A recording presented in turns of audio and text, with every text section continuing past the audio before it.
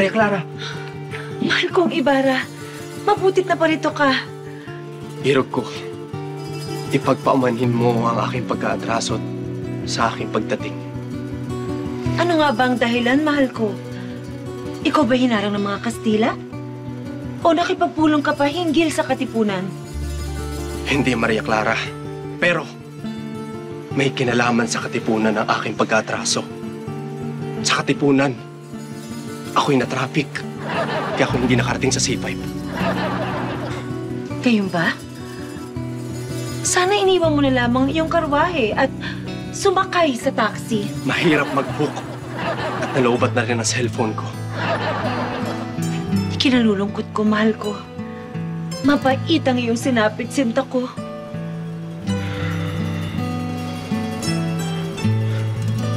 Wow! Sana all! Magandang araw po, Padre Salvi. Maria Clara, ano ang pinagsasabi sa'yo nito? Huwag ka maniniwala dyan.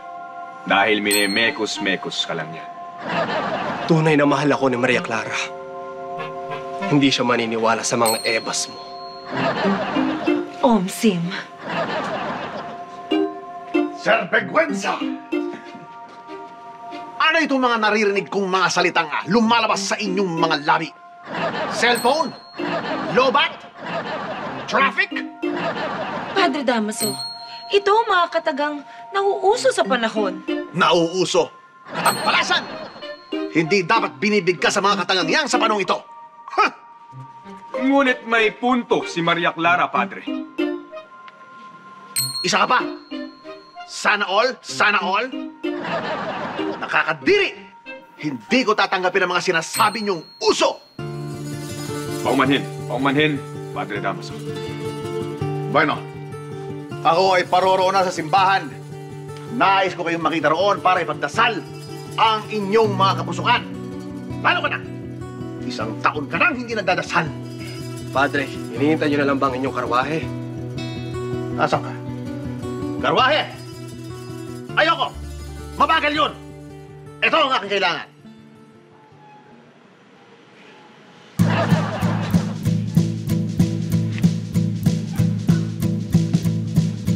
Kuya, harap na.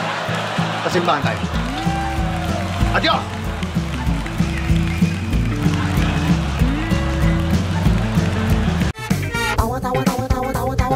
Anytime